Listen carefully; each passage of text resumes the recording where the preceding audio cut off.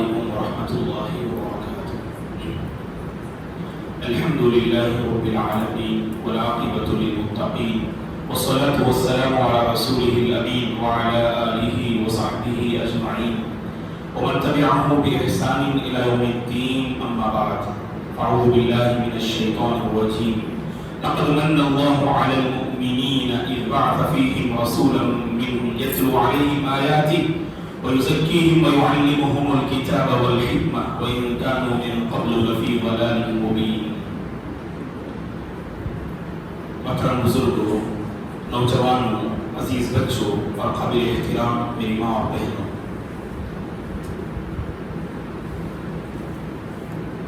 مرآباد میں آج صبح سے کرنٹ نہ تھا اور عصر کے آس پاس اللہ کی رحمت برس رہی تھی.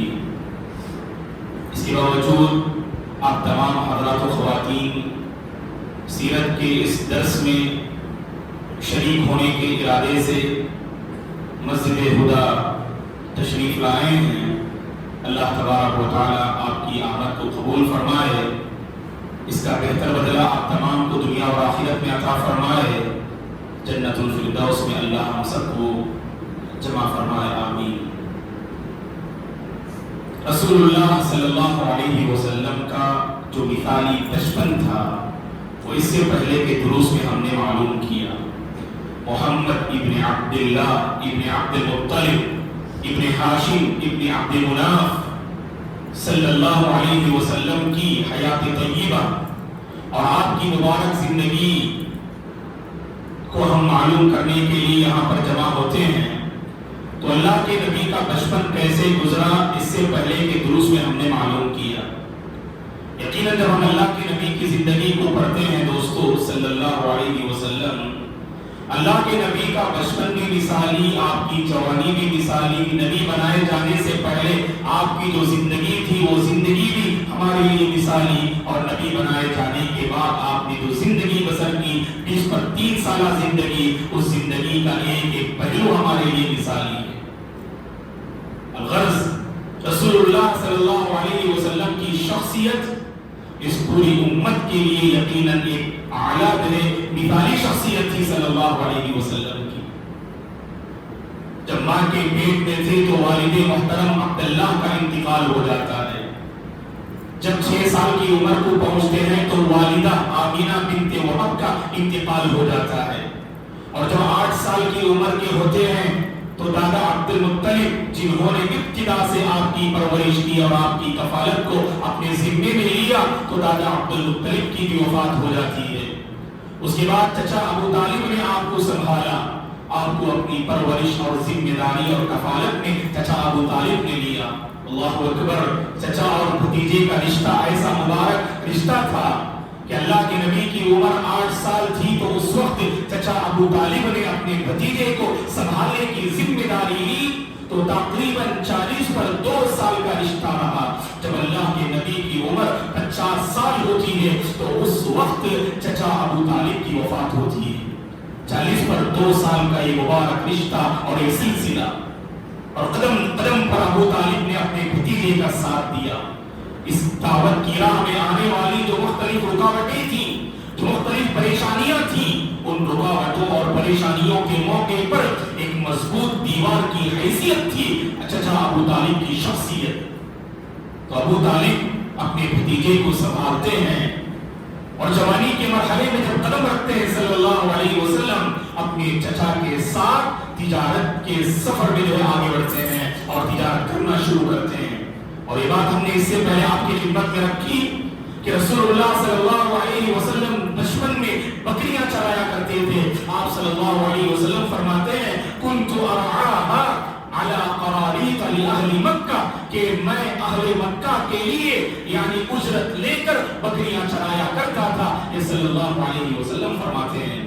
اور جوانی کے مرحلے میں جب آپ نے قدم رکھا تو تجارت کرنا آپ نے شروع کیا. اور جب پہلی بار آپ شام سیریا کا سفر کرتے ہیں تو بحیرہ راہب کا جو واقعہ اس سے پہلے کے درس میں ہم نے آپ کے سامنے ذکر کیا کہ جس مقام پر آپ جو ہے اور آپ کے ساتھی اور ابو طالب اور دیگر جو مکے کے تجار وہاں پر رکتے ہیں آرام کرنے کے لیے، بحیرہ راہب سے ملاقات ہوتی ہے۔ اس عیسائی عالم نے اللہ کے نبی کو دیکھا کہ جب راستے سے آپ گزر رہے تھے درخت بھی آپ کو سلام کر رہے تھے اور پتھر بھی آپ کو سلام کر رہے تھے، اور جب آپ گزر رہے تھے بادل آپ کو سایہ دے رہے تھے، تو ان سارے جو علامات کو سامنے رکھ کر اور آپ کی جو پیٹھ مبارک تھی اس میں ایک مہر نبوت تھی، جو نبوت کی مہر کی ایک نشانی، ایک ابھری ہوئی ہڈی جو اللہ کے نبی صلی اللہ علیہ وسلم کی پیٹھ مبارک میں وہ ہڈی ابھر کر نظر آ رہی تھی، اس کے ذریعے سے بھی آپ نے پہچان لیا، کیونکہ پچھلی آسمانی کتابوں میں اس آخری نبی کی جو صفات تھی وہ بیان کی گئی تھی، لہذا ان علامات کو سامنے رکھ کر اس راہب نے پہچان لیا کہ یہی وہ آخری نبی ہے جس کا تذکرہ ہم نے اپنی کتابوں میں پایا ہے۔ تو آگے بڑھنے سے منع کرتے ہیں، ابو طالب سے درخواست کرتے ہیں اپنے بھتیجے کو لے کر آگے نہ بڑھنا، ورنہ شام والوں سے آپ کے بھتیجے کو خطرہ اور نقصان لاحق ہو سکتا ہے۔ تو لہٰذا ابو طالب دو آدمیوں کے ساتھ صلی اللہ علیہ وسلم کو واپس مدینہ بھیج دیتے ہیں۔ رسول اللہ صلی اللہ علیہ وسلم کی جو جوانی تھی آپ کی صلی اللہ علیہ وسلم کی، اس مرحلے میں بہت سارے اہم واقعات رونما ہوئے۔ ان میں سے ایک واقعہ یہ ہے، سیرت لکھنے والوں نے لکھا ہے کہ جب اللہ کے نبی کی عمر 15 سال سے 20 سال کے درمیان میں تھی، کیونکہ سیرت لکھنے والوں کے درمیان میں اختلاف ہے کہ جب یہ واقعہ پیش آیا اس وقت آپ کی عمر کیا تھی۔ بعض نے کہا کہ آپ کی عمر 14 یا 15 سال تھی، بعض نے کہا کہ آپ کی عمر 19 یا 20 سال تھی۔ بہرحال جب اللہ کے نبی کی عمر 15 سے 20 کے درمیان تھی، اس وقت ایک زبردست لڑائی مکے میں ہوتی ہے جسے سیرت نگاروں نے جنگ فجار کے نام سے جو تعبیر کیا ہے۔ یہ حرب فجار، یہ جنگ فجار کے نام سے لڑائی ہوتی ہے۔ یہ قریش اور کنانہ ان دو قبیلوں کے درمیان یہ لڑائی ہوتی ہے، ایک معمولی جو ہے یعنی چیز پر، ایک معمولی بات کی بنیاد پر ان کے درمیان ایک مدت تک لڑائی باقاعدہ جاری رہی۔ اور یہ عرب کی بہت بری عادت تھی دوستو، اگر لڑائی کا سلسلہ شروع ہو جائے تو مختصر مدت میں لڑائی ختم نہ ہوتی تھی، ایک طویل مدت تک آپس میں لڑ جھگڑتے تھے۔ حالی رحمت اللہ علیہ نے اپنے اشعار میں اس کو واضح کیا کہ عرب قوم کی جو عادت تھی لڑائی کے سلسلے میں، ایک معمولی بات پر برسوں تک ان کے درمیان لڑائی جاری رہتی تھی، اور اللہ کے نبی صلی اللہ علیہ وسلم نے اسی معاملے کو آپ نے ختم کیا اور اسی سوچ کو آپ نے بدلا۔ ایک دوسرے کو برداشت کرنا چاہیے، ایک دوسرے کو معاف کرنے کا ہنر اپنے اندر پیدا کرنا چاہیے۔ یہ اوصاف اللہ کے نبی نے صحابہ کے اندر آپ نے پیدا فرمایا۔ ایک ایسی قوم جو جنگجو قوم تھی، جو معمولی بات پر لڑنے والی قوم اور ایک دوسرے کی جو خون کی پیاسی قوم، ایسی قوم کو اللہ کے نبی نے سبحان اللہ اخلاق کے اس درجے پہ آپ نے لا کھڑا کیا کہ ایک دوسرے پر اپنی جان نچھاور کرنے کے لیے تیار ہو جایا کرتے تھے یہ صحابہ۔ حالی رحمت اللہ علیہ نے عرب قوم کی اسی عادت کی طرف اشارہ کرتے ہوئے کہا، کہیں تھا مویشی چرانے پہ جھگڑا، کہیں پہلے گھوڑا بڑھانے پہ جھگڑا، لپے جو کہیں آنے جانے پہ جھگڑا، کہیں پانی پینے پلانے پہ جھگڑا، یوں ہی روز ہوتی تھی تکرار ان میں، یوں ہی چلتی رہتی تھی تلوار ان میں۔ معمولی بات پر کہ آپ کا ایک جو ہے آپ کی ایک سواری ہے، آپ کا ایک گھوڑا ہے اور سامنے والا آپ کی سواری کو لے کر آ رہا ہے، راستے میں سب سے پہلے کون گزرنا چاہیے، اس معاملے پر لڑائی اگر شروع ہو جائے برسوں تک لڑائی جاری رہتی تھی۔ اگر پانی پلانے کی باری آئی اپنے جانوروں کو، سب سے پہلے کون پانی پلائے، اس معاملے میں اگر تکرار کی نوبت آ جائے ایک مدت تک ان کے درمیان تکرار اور لڑائی کا سلسلہ جاری رہتا تھا۔ اسی طرح سے جنگ فجار کے سلسلے میں اہل سیرت نے لکھا ہے کہ قریش اور کنانہ کے درمیان لڑائی کا سلسلہ شروع ہوا اور ایک لمبی مدت تک ان کے درمیان لڑائی جاری رہی، اور اللہ کے نبی صلی اللہ علیہ وسلم بنفس نفیس اس لڑائی میں باقاعدہ شریک تو نہ تھے، جوانی کے مرحلے سے آپ گزر رہے تھے، البتہ یہ واقعہ ثابت ہے جب آپ کے چچا اور دیگر احباب کے درمیان لڑائی ہو رہی تھی کہ بعض چچاؤں کو اللہ کے نبی تیر اٹھا کر دے رہے تھے تاکہ وہ تیر کے ذریعے سے ان پر دشمنوں پر وار کرے، تو اس طرح کا واقعہ جو ہے یعنی پیش آتا ہے۔ اس کے ذریعے سے ثابت کرنا کہ یہ پیغام ہم دینا چاہتے ہیں دوستو، لڑائی کا ماحول جہاں رہتا ہے وہ قوم کبھی ترقی نہیں کرتی، یاد رکھیے آپ۔ اس دین کی سب سے بڑی خوبی یہ ہے، یہ دین لوگوں کے دلوں کو متحد کرنے کے لیے آیا ہے۔ اس دین کی سب سے بڑی پہچان یہ ہے، اگر کوئی برائی سے بھی آپ کا مقابلہ کرے، اس برائی کا مقابلہ برائی سے نہ کریں ہم۔ ایک دین اسلام کا وہ بنیادی پیغام ہے جسے آج مسلمانوں نے اپنی انفرادی اور اجتماعی زندگی میں اس سبق کو مسلمانوں نے بھلا دیا۔ دوستو، جنگ فجار یہ لڑائی ہوتی ہے، لیکن اللہ کے نبی کی زندگی کو آپ پڑھ کر دیکھیے، اللہ کے نبی جو ہے جب آپ جو نبوت سے جو ہے آپ کو سرفراز کیا جاتا ہے، اللہ کے نبی نے ایسی جنگجو قوم کے دلوں کو آپ نے کیسے متحد کیا؟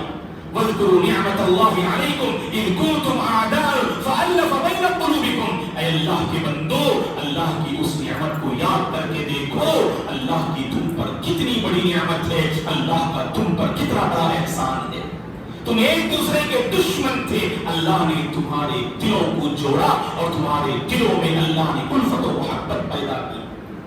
آج اگر مسلمانوں میں کسی چیز کی کمی ہے دوستو، ہم جڑنے کے لیے تیار نہیں، ہم متحد ہونے کے لیے تیار نہیں۔ معمولی بات پر آپ اپنی زندگی کا جائزہ لے کر دیکھیں، عورتوں سے بھی ہم گزارش کرتے ہیں کہ آپ اپنی زندگی کا جائزہ لے کر دیکھیں۔ کبھی پڑوسن سے کوئی معاملہ ہوتا ہے، کبھی آپ کے رشتہ دار سے کوئی معاملہ ہوتا ہے، ایک معمولی کوئی مسئلہ تھا، بچوں کی کوئی آپسی لڑائی تھی، اس لڑائی کو لے کر آپ کے اور ان رشتہ داروں کے درمیان میں جو دوریاں اور جو فاصلے بنے، آج تک وہ دوریاں باقی ہیں، آج تک وہ فاصلے باقی ہیں۔ ہم ایک دوسرے کو برداشت کرنے کے لیے تیار نہیں، ہم ایک دوسرے کو معاف کرنے کے لیے تیار نہیں، ایک دوسرے کو سمجھنے کے لیے ہم تیار نہیں دوستو۔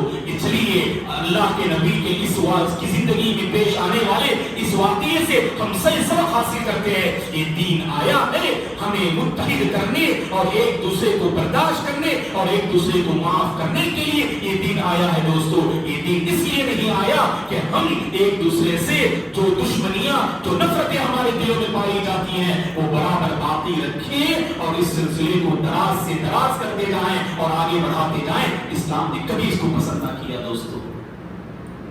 لا تحاسدوا ولا تناجشوا ولا تباغضوا ولا تدابروا وكونوا عباد الله اخوانا المسلم اخو المسلم لا يظلمه ولا يخذله ولا يحقره۔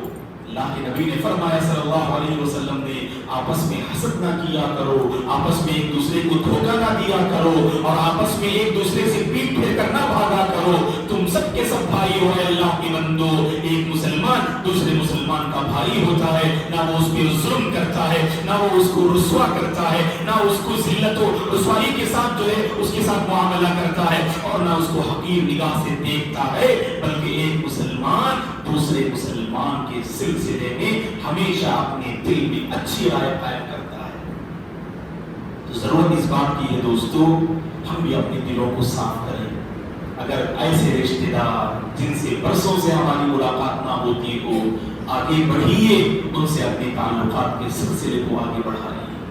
اللہ کی خاطر دوستی اور اللہ کی خاطر دشمنی ہونی چاہیے، اور ہماری جو دشمنیاں ہوتی ہیں معاف کیجیے گا، وہ اللہ کی خاطر نہیں، ہمارے آپسی جو مسائل ہوتے ہیں، جیسے میں نے کہا بچے آپس میں لڑ لیے کسی پروگرام میں، شادی کے فنکشن میں، کسی مقام پر لڑ لیے اور دونوں ماں باپ اس بچے کے والدین اور اس بچے کے والدین میں ایسی جدائی اور ایسے فاصلے آئے، کبھی دونوں ایک دوسرے سے ملاقات کرتے ہی نہیں۔ اسی لیے دلوں سے نفرتوں کو دور کریں دوستو، اللہ کی خاطر آگے بڑھیے اور ایک دوسرے سے اپنے تعلقات کو بہتر بنائیے۔ یہ دین اسلام کی خوبی ہے، یاد رکھیے آپ، یہ دین اسلام لوگوں کے دلوں کو متحد کرنے اور جوڑنے کے لیے آیا ہے۔ اور اللہ کے نبی نے کتنی عظیم خوشخبری سنائی، وَخَيْرُهُمَا الَّذِي يَبْدَأُ بِالسَّلَامِ، ان دونوں میں بہتر وہ ہے جو آپس میں لڑ پڑے جھگڑ پڑے، ان دونوں میں بہتر وہ ہے جو سلام کے ذریعے اپنے تعلقات کو بہتر بنائے۔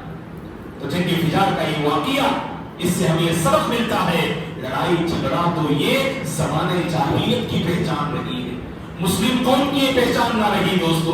لڑائی جھگڑا کس کی پہچان رہی؟ زمانے جاہلیت کی پہچان رہی. اور اسلام آیا اس لڑائی جھگڑے کی سوچ کو ختم کرنے کے لیے اور ایک دوسرے سے مل جل کر رہنے کے لیے یہ اسلام آیا ہے دوستو. چلیے ایک اور واقعہ معلوم کرتے ہیں جو اللہ کے نبی کی جو جوانی کی زندگی میں جو واقعہ پیش آیا تھا. یہ بھی بہت اہم واقعہ ہے، اس کے اندر بھی ہمارے لیے بہت اہم سبق ہے. وہ یہ ہے حلف الفضول کا واقعہ پیش آیا تھا. نام یاد رکھیے، حلف الفضول. یہ حلف الفضول کیا ہے؟ دو قریش کے اہم قبیلوں کے درمیان لڑائی ہو گئی. دیکھا میں نے کہا نا کہ قریش اور مکے کے لوگ ہمیشہ لڑتے جھگڑتے رہتے تھے، معمولی بات پر لڑائی جھگڑا. اور یہاں پر بھی دو قبیلوں کے درمیان، ایک بنو عبد مناف اور بنو عبد الدار، ان دو قبیلوں کے درمیان لڑائی ہو گئی اور دونوں آپس میں صلح کرنا چاہتے ہیں. دونوں کو احساس ہوا ارے ہم دونوں ایک ہی خاندان کے ہیں، ایک ہی قبیلے کے ہیں، خاندان قریش سے ہمارا تعلق ہے، چلو ہم آپس میں ملتے ہیں. تو آپس میں ملنے کے لیے انہوں نے ایک معاہدہ طے کیا اور وہ معاہدہ پورے مکہ میں اس پر جو ہے اس کو نافذ کرنا چاہ رہے تھے. وہ معاہدہ کیا تھا؟ حلف الفضول. مطیبین بھی اس کو کہا جاتا ہے. مطیبین یا حلف الفضول کا معاہدہ اللہ کے نبی جوانی کے مرحلے سے گزر رہے تھے، اس وقت یہ معاہدہ ہوا تھا. وہ حلف الفضول نامی معاہدہ کیا تھا؟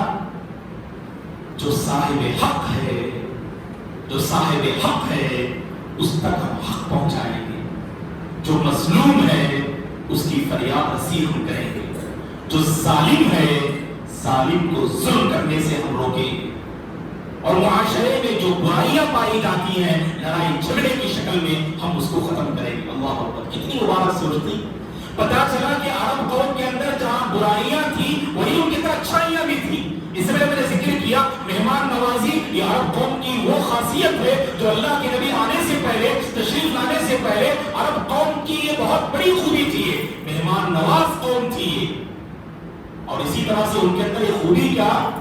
دیکھیے لوگوں کے درمیان صلح کرنے کے لیے، ظالم کے ہاتھ کو ظلم سے روکنے کے لیے اور مظلوم کی فریاد رسی کے لیے انہوں نے ایک معاہدہ جو طے کیا، اس کا نام رکھا حلف الفضول. اور اللہ اکبر، قابل ذکر بات یہ اللہ کے نبی کو بھی انہوں نے دعوت دی، کیونکہ اللہ کے نبی کی پہچان معاشرے میں کیا تھی؟ ایک سنجیدہ انسان. آپ دیکھیں گے جو معاشرے کے سنجیدہ لوگ ہوتے جب ضرورت پڑتی ہے مشورہ کے لیے ان کو بلاتے ہیں. سنجیدہ بنیے دوست، معاشرے میں آپ کی ایک پہچان ہو. لوگ آپ گزرتے ہوئے کہیں واللہ یہ مثالی نوجوان ہے، کتنا با اخلاق ہے، دیکھو آپ کو دیکھ کر آپ کے والدین کے لیے دل سے دعائیں نکلے. ایسی زندگی بسر کرو دوست.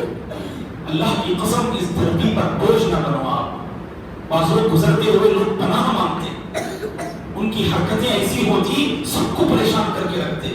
رات میں لوگ آرام کر رہے ہیں گزرتے ہوئے، سب کی نیند کو پریشان کرتے ہوئے جاتے باز نوجوان ہے کہ نہیں؟ تو ایسے لوگوں کے سلسلے میں دل میں محبت پیدا ہوتی ہے کیا؟ لوگ کہتے ہیں کہ ایسا نہ بنو. ایسا ہرگز نہیں ہونا چاہیے دوستو. ہر کوئی ایسی زندگی بسر کرو، لوگ کہیں تو جیے تو ایسے جیے، آپ زندگی گزارے تو ایسی زندگی گزارے. تو لہٰذا میں تمام سے اپیل کرتا ہوں ہم اپنی زندگی کو بہتر بنانے کی کوشش کریں دوستو. ہمارے نبی دیکھیے سبحان اللہ، نبی بنائے جانے سے پہلے بھی قوم والوں کے درمیان آپ کی ایک نمایاں پہچان تھی. اسی وجہ سے یہ وہ معاہدہ تھا جس میں قریش کے بڑے بڑے سردار اور بزرگ لوگوں نے شرکت کی. اگر نوجوانوں میں کوئی شریک تھے تو اللہ کے نبی شریک تھے. یہ کتنی بڑی خوبی ہے نا. جس محفل میں صرف بزرگ لوگ ہوں، اس محفل میں اگر کسی نوجوان کو دعوت دی جاتی ہے تو اس نوجوان کی کوئی خوبی ہوگی نا، اس لیے دعوت دی جاتی ہے. ایسی خوبی آپ کے اندر پیدا کرو کہ بزرگ لوگوں کی نظریں آپ پر ہوں اور کہیں کہ واللہ یہ جو ہمارے سوسائٹی کا بہترین جو ہے سرمایہ ہے اور بہترین ہیرا ہے اور نوجوان ہے. اور خواتین کے حلقے میں بھی، عورتوں کے حلقے میں بھی نوجوان لڑکیوں کے سلسلے میں ایسی باتیں آئیں یہ تو شرم و حیا کی پیکر ہے، یہ تو با اخلاق ہے، یہ تو دیندار ہے، یہ تو نمازی ہے، یہ تو صوم و صلاۃ کی پابند ہے. تو خواتین کے حلقے معاشرے میں اس نوجوان لڑکی کا ایسا تذکرہ ہو کہ نوجوان لڑکیوں کے لیے فلاں کی لڑکی مثالی ہے، ایسی بننے کی کوشش کریں محترم جو ہے اللہ کی بندی ہو۔ ہمارے نبی دیکھیے آپ وہ بندے ہم سے بالکل فضول ذکر کر کے آگے بڑھ جاتے، لیکن اس پیغام پر آپ جو ہے غور کیجیے، آپ اللہ کے نبی کو اس عظیم معاہدے میں جو ہے مدعو کیا گیا، آپ کو انوائٹ کیا گیا، حالانکہ آپ بالکل 20 سال کے آس پاس آپ کی عمر تھی، جو عموماً کھیل کودنے کی عمر ہے، جوانی کا وہ مرحلہ جس میں جوان چاہتا ہے اپنی جوانی کو بیکار کے کاموں میں ضائع کر دے، لیکن اللہ کے نبی ایسے سنجیدہ انسان تھے، قریش کے بزرگ لوگوں نے اللہ کے نبی کو دعوت دی کہ آئیں اے محمد ہمارے اس پروگرام میں آپ شریک ہو جائیں، اور اللہ کے نبی اس پروگرام کو ہمیشہ یاد کرتے تھے۔ کبھی بھی بھلائی کو نہیں بھولنا چاہیے دوستو، جو بھلائی آپ کی زندگی میں ہوتی ہے نا، یاد رکھو اسے آپ ہمیشہ، آپ کی زندگی میں اور بھلائیاں آئیں گی۔ اللہ کے نبی ماں عائشہ رضی اللہ عنہا فرماتی ہے وقتاً فوقتاً اللہ کے نبی اس حلف الفضول کے معاہدے کو یاد کرتے تھے، اللہ کے نبی شریک ہوئے۔ خود اللہ کے نبی فرماتے ہیں کہ میں عبداللہ بن جدعان یا عبداللہ بن جدعان، جدعان یا جدعان دونوں طریقے سے اس کو پڑھا گیا ہے، یہ عائشہ رضی اللہ عنہا کے رشتہ دار تھے، اور زمانہ جاہلیت میں ان کی اچھی پہچان تھی معاشرے میں۔ عبداللہ بن جدعان وہ مالدار شخص تھے عرب دنیا کے جو اپنی دولت کو اللہ کے راستے میں غریبوں میں لٹا دیا کرتے تھے۔ ماں عائشہ رضی اللہ عنہا کے رشتہ دار تھے، ابو زہیر آپ کی کنیت تھی۔ کون؟ عبداللہ بن جدعان، شاید نام آپ نے سنا ہوگا۔ ایک مرتبہ اللہ کے نبی سے ماں عائشہ رضی اللہ عنہا نے اس رشتہ دار کے بارے میں پوچھا، عبداللہ بن جدعان کی وفات ہو گئی اللہ کے نبی بنائے جانے سے پہلے ہی۔ ماں عائشہ رضی اللہ عنہا نے عبداللہ بن جدعان کے بارے میں پوچھا یا جدعان کے بارے میں پوچھا کہ کیا ان کی مغفرت ہو سکتی ہے؟ اللہ کے نبی نے فرمایا کیونکہ ان کے اندر بہت ساری خوبیاں تھیں، لوگوں کے سلسلے میں ہمیشہ دردمند انسان تھے، اپنی دولت کو لوگوں کے لیے لٹا دیا کرتے تھے، ایسے مثالی انسان تھے عبداللہ بن جدعان۔ تو پوچھا ماں عائشہ نے کیا انہیں جنت ملے گی؟ اللہ کے نبی نے فرمایا انہوں نے کبھی اپنی زندگی میں یہ نہیں کہا رب اغفر لی خطیئتی یوم الدین، اے اللہ قیامت کے دن میرے گناہوں کو تو مجھے معاف فرما دے۔ مطلب کیا ہے؟ آخرت کے دن پر ان کا ایمان نہ تھا، اس لیے ان کی ساری اچھائیاں اس دنیا کی حد تک ختم ہو گئی۔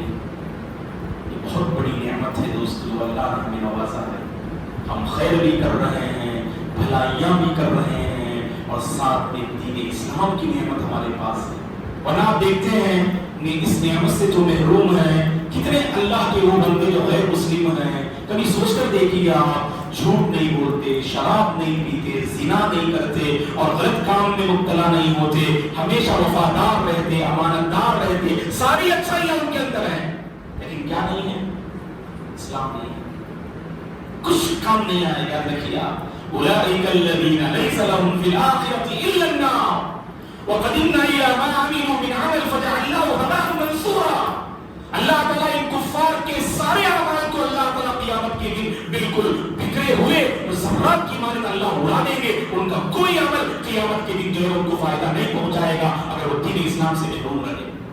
اللہ کی یہ نعمت ہے دوستو، اللہ نے بن مانگے صحیح یہ نعمت ہمیں عطا کیا ہے، اس کی قدر کر لیں دوستو، خوب آگے بڑھیے۔ جب یہ لوگ جن کا اللہ پہ ایمان نہیں، یہ لوگ آگے بڑھ رہے ہیں تو ہمیں آگے بڑھنے میں کیا حرج ہے؟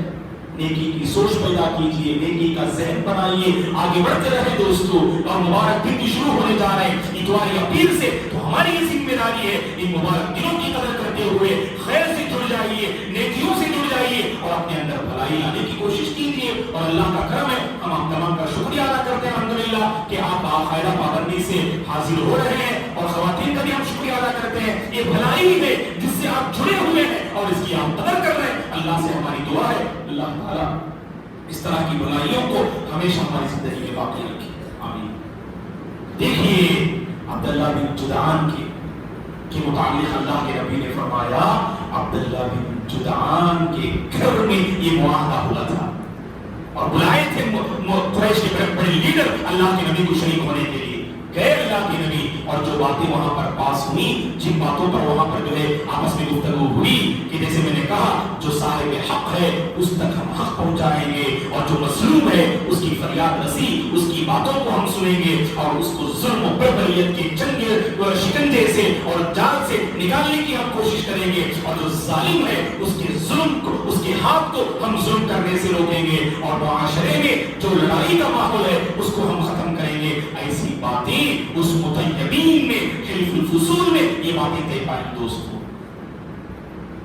تو اس طرح کی باتیں ہماری سوسائٹی میں بھی ہونی چاہیے انشاءاللہ، لیکن ہم آپس میں طے کرتے ہیں ہمارے نوجوانوں کو دین سے قریب کرنے کے لیے کیا کیا جائے، مسجد سے قریب کرنے کے لیے ہم کیا کریں۔ ایسی سوچ ہمارے اندر بھی ہونی چاہیے، ورنہ دیکھیے آپ مسلمان ہیں الحمدللہ، پنج وقت نمازوں کی پابندی کرتے ہیں، قرآن کی تلاوت کرتے ہیں، اس پر ہم اکتفا نہ کریں، اس سے آگے بڑھ کر یہ بھلائیاں ہمارے معاشرے کے گھر گھر پہنچے، ہمارے معاشرے کے ہر فرد کو پہنچے، اس کی فکر معاف کیجیے گا بزرگ احباب کو ہونی چاہیے، معاشرے کے سنجیدہ لوگوں کو ہونی چاہیے، وہ لوگ جڑ جائیں، اس سلسلے میں غور و خوض کریں۔ اللہ کی قسم ہم نوجوانوں کی ایک مثالی ٹیم ہم تیار کر سکتے ہیں، یہ حلف الفضول آج بھی قائم کر سکتے ہیں۔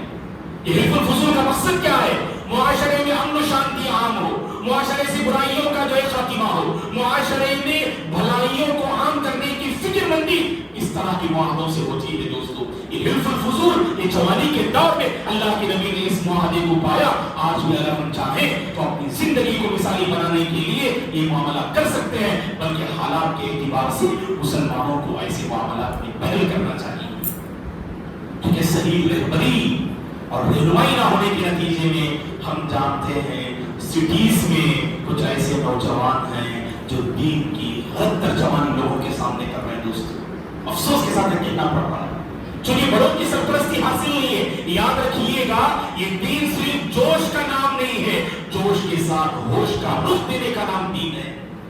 صرف آپ کے پاس جذبہ ہے، یہ جذبہ کافی نہیں ہے، بلکہ اس جذبے کو علم کا رخ دینا چاہیے، جیسا کہ اللہ تعالیٰ قرآن میں فرماتے ہیں، اللہ تعالیٰ فرماتا ہے وَلَا تَسْتَوِي الْحَسَنَةُ وَالسَّيِّئَةُ، نیکی اور برائی دونوں کبھی برابر ہو نہیں سکتے، ادفع باللتی ہی احسن، ہمیشہ برائی کا مقابلہ بھلائی سے کیا کرو۔ یہ اللہ تعالیٰ کا وہ بنیادی پیغام ہے جس پر آج معاشرے کے ہر فرد کو عمل کرنا چاہیے۔ صرف جذبات سے کام لیں گے تو برائی کا مقابلہ برائی سے ہوگا، نفرت کا مقابلہ نفرت سے ہوگا، لڑائی کا مقابلہ لڑائی سے ہوگا۔ اگر آپ علم کا رخ دیں گے، شریعت کے تابع کر دیں گے اپنے جذبات کو، برائی کا مقابلہ بھلائی سے کریں گے آپ، اور نفرت کا مقابلہ محبت سے کریں گے، لڑائی کا مقابلہ امن و شانتی سے کریں گے، بد دعا کا مقابلہ دعاؤں سے کریں گے دوستو۔ یہی ہمارے نبی کی زندگی کا پیغام ہے۔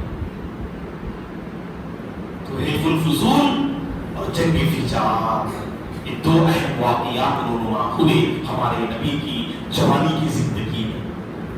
ایک اور واقعہ بھی رونما ہوتا ہے جو انشاءاللہ بقر عید کے بعد انشاءاللہ اس واقعے کو ہم پیش کریں گے۔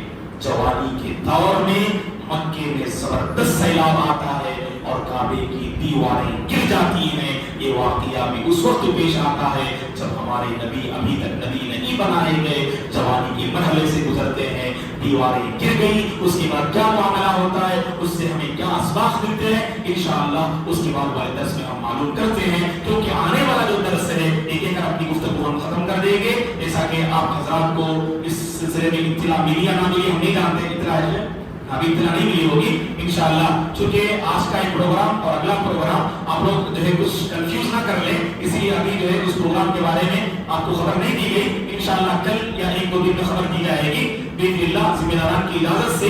الحمدللہ جو بات ہم آپ کی خدمت میں رکھنا چاہتے ہیں وہ یہ، اگلے ہفتہ جو ہمارا پروگرام ہوگا وہ عشاء کے بعد نہیں ہوگا، صرف اگلے ہفتے کے لیے مغرب کے بعد عشاء کا پروگرام ہوگا اگلے ہفتہ۔ ایک خصوصی پروگرام ہے یہ، چونکہ آپ جانتے ہیں اب ہم کس میں داخل ہو رہے ہیں، ذی الحجہ میں داخل ہو رہے ہیں، اور پہلے 10 دن بہت مبارک ہیں، اور اس میں بھی جو عید کا جو دن ہے اس میں قربانی کا فریضہ جو ہم انجام دیتے ہیں، اس سلسلے میں کچھ اہم باتیں، مسائل، احکام وغیرہ ہم معلوم کرتے ہیں انشاءاللہ۔ تو اگلے ہفتے میں ضرور شریک ہونے کی کوشش کیجیے، اور خواتین سے بھی، عورتوں سے ہم اپیل کرتے ہیں آپ بھی آئیے اور اپنے ساتھ دیگر خواتین کو بھی لے کر آئیے، کیونکہ انشاءاللہ قربانی سے متعلق اور دیگر کچھ اہم مسائل انشاءاللہ ہم آپ کی خدمت میں رکھیں گے. اس پروگرام میں آخر میں انشاءاللہ سوال و جواب کے لیے موقع دیا جائے گا. خواتین کے ذہن میں اگر کچھ سوالات ہیں قربانی سے متعلق یا دیگر مسائل سے متعلق اسے آپ چھٹی میں لکھ کر لا لیا کریں اور مرد حضرات انشاءاللہ یہیں پر آپ لوگ پوچھ سکتے ہیں. پروگرام کے آخر میں انشاءاللہ یہ موقع دیا جائے گا تاکہ سوال و جواب کا ایک سیکشن بھی رہے گا. تو آپ تمام سے ہم گزارش کرتے ہیں آنے والے ہفتہ مغرب کے بعد انشاءاللہ یہ ہمارا خصوصی پروگرام رہے گا. عشاء کے بعد سیرت کا پروگرام نہیں رہے گا. پھر انشاءاللہ بقرعید کی چھٹیوں سے فارغ ہونے کے بعد پھر اعلان ہوگا. انشاءاللہ ہمارا سلسلہ جاری رہے گا باذن اللہ. تو ہم اپیل کرتے ہیں اور آپ تمام سے درخواست بھی کرتے ہیں آنے والے ہفتے کے دن مغرب کے بعد ضرور آپ تمام شریک ہونے کی کوشش کریں. اپنے دوست و احباب کو بھی لے کر آئیں اور خواتین سے بھی ہم ادباً گزارش کرتے ہیں آپ اس پروگرام پہ توجہ دیں. انشاءاللہ حاضر ہو جائیے مختصر وقت میں.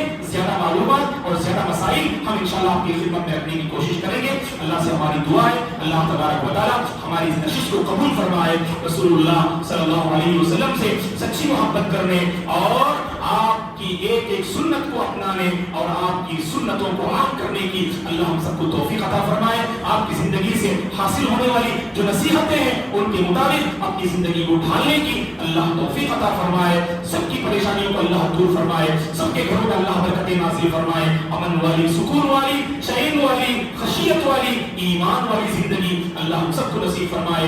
صحت والی زندگی اللہ ہم سب کو نصیب فرمائے. ہم میں سے جو صحت کے مسئلے کو لے کر پریشان ہیں بیمار ہیں اللہ تعالی شفا عاجلہ اور کاملہ نصیب فرمائے. آمین. اقول قولی ھذا واستغفر الله لي ولكم ولسائر المسلمين من كل ذنب فاستغفروه انه هو الغفور الرحيم. سبحانك اللهم وبحمدك اشهد ان لا اله الا انت استغفرك واتوب اليك. السلام عليكم.